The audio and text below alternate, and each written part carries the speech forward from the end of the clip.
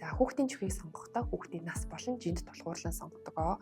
За нас ижилхэн хэрнээ жин өөр байдаг учраас хүүхдийн жин маш чухал. Хүүхэд том болохын хэрээр хүүхдийн байрлал бас өөрчлөгддөг. Жишээлх юм бол 0-3 сартай хүүхэд маань илүү хэвтэй байрлал байдаг бол 6 сартаагаас эхлээд хүүхэд маань суух, мөлхөх, 9-12 сартай хүүхэд маань мөлхөх, алхах зэрэг хөдөлгөөн нэмэгддэг маань арсны механик үрэлт 2-3-аас дахин нэмэгдчихэдэг учраас чихний бүтэц хамгийн чухал байдаг гэсэн. За хүүхдийн чих таарч байгааг яаж үзэх вэ гэхээр хүүхдийн чихийг тайлаад бүслэхийн орчмоор гарч байгаа зураасны дагуу үнэлгээ хийнэ.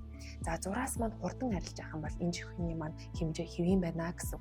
Харин тэр зураас маань 5-10 минутын дараа арилж явах юм бол хүүхдийн чихний бүтэц болон хэмжээ таарахгүй байгааг илтгэнэ.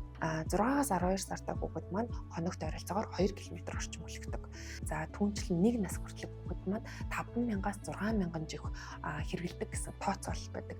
Тиймээс эцэг эхчүүд маань зөв бүтэцтэй, за шингээл зайтай, мөн дээрээс нь шинжилгээний бичигтэй ашил туралт үүсэхгүй чихийг сонгосноор хүүхдийн өсөлт хөгжилтөнд ч гэсэн эргээр нөлөөлнө гэж үзэж байгаа.